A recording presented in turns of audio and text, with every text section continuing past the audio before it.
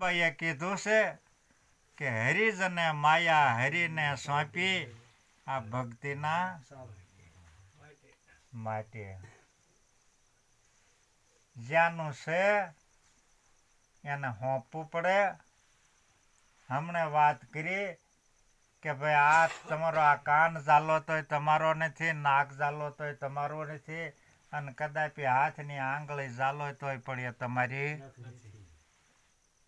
નથી. કોનું છે? એ પંચનું છે. અને પંચ એ પરમાત્મા છે.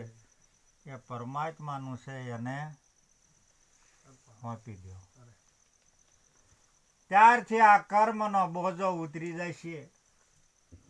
સંતો તો ઘણું આગે સુધીનું કહે છે કે આ તો કોટી જન્મથી આ 84માં અને આ કર્મના બોજા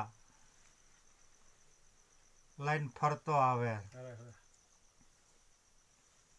એટલા માટે જે આપણને જે આ મળ્યું છે આ ભવસાગર તરવા માટેનું આ નાવ પરમાત્માને પામવા માટેનું આ તન મળેલું છે.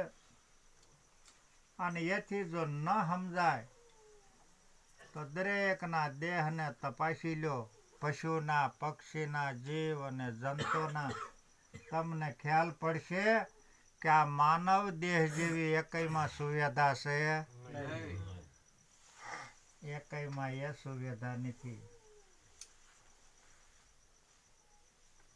કારણ કે પશુ નાનું જ્યાં સુધી પાડરું હોય કે વાસરું હોય ત્યાં સુધી એને ઓળખે છે. અને આપણે હાથ પેઢીના ઓળખતા હોય કે નહીં.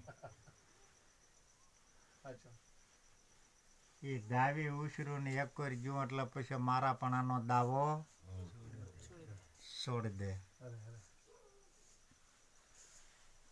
એટલા માટે આપણને એના માટે આ તન મળ્યું છે. આ જે તન મળ્યું છે એ અતિ દુર્લભ છે. એટલા માટે આપણને સંત કબીર પણ કહે છે કે મેં જાણ્યું કે હરિ દૂર છે. મેં જાણ્યું કે હરિ દૂર છે, પણ હરિ તો આ હરદાની માય પણ આડી કપટની ત્રાટી. ત્રાટી તોડી નાખો કે નહીં. શુભાજીત કહેશે કે ધર્મ તો આ ધર થકી છે, કઈ આ આટાણે નવો છો એવી વાત નથી. ધર્મ તો ધર થકી તજો કે કપટ તમામ પ્રભુ તમારી પાછળ જ છે. તજવાનું છે એ તજી દો. એટલે પરમાત્મા આપણેથી જરાય શેઠો નથી. એટલે હરજીવન મહારાજે એમ કહેશે કે પ્રભુને તમે ક્યાં ગોતો? તોડો કપટ તડાકા તો પ્રભુ તમારી પાસે જ વસે. આના માટે આ મહાન પુરુષો એમ કહેશે કે જે આને છે એને તજી દો. હવે કપટ શું છે? કારણ કે જે તમો ગુણ અને રજો ગુણ અને સત્વ ગુણ આ કપટ. એટલા માટે નિરાત મહારાજે કીધું છે કે 3 ગુણ છે હમ હે ત્યાગી. પાપ પુण्य से न्यारा, गुरु गुरु का न जाप जाप का ज्योत ज्योत का उजारा. પણ આનો ત્યાગ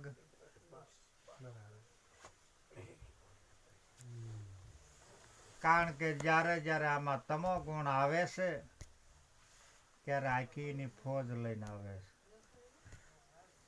લશ્કર કાળ, ક્રોધ, મદ, લોભ, અહમ ને અહંકાર ને લઈને આવે. અને જ્યારે રજો ગુણ આવે છે ત્યારે એ ઊંઘ, આળસ માન બડાઈ ને ઈર્ષાને લઈને આવે છે. આ બધું એનું લશ્કર લઈને આવે છે. એટલે આપણા ઘર સુધી એક આ પૂગવા દેતા નથી. પૂગવાનું છે ક્યાં? આપણા નિજ ઘર સુધી પૂગવાનું છે. પણ આના આવરણ આડા આવે છે. એટલે પોતાના ઘર સુધી આ પોતે પૂગી શકતો નથી.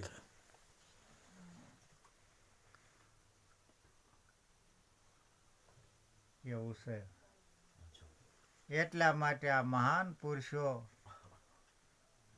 તમને ને અમને દરેક ને આવી રાહ બતાવે છે ને જો આ રાહે હાલવું હોય. હમણે વાત આપણે આવી હતી કે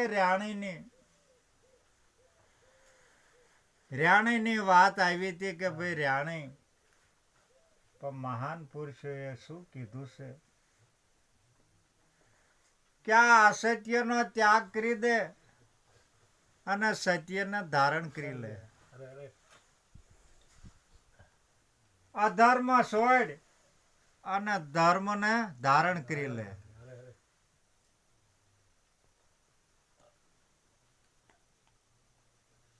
અજ્ઞાન ને ત્યાગી દે અને જ્ઞાન ની ભૂમિકામાં વિવાય.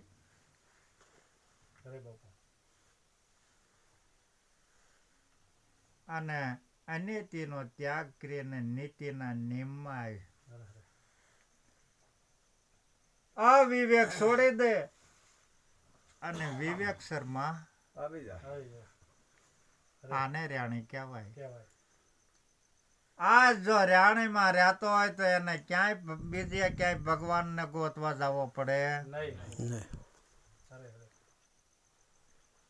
ક્યાંય ગોતવા ન જવો પડે. પોતે જ એ સ્વરૂપે ઊભો થઈ જાય.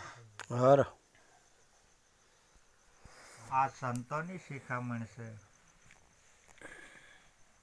હમણે વાત કરી કે હાસું જોવું, હાસું બોલવું, હાસું સાંભળવું.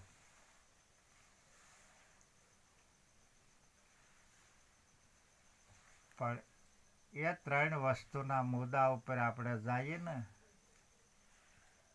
ત્યારે આ ઘણું કઠિન છે.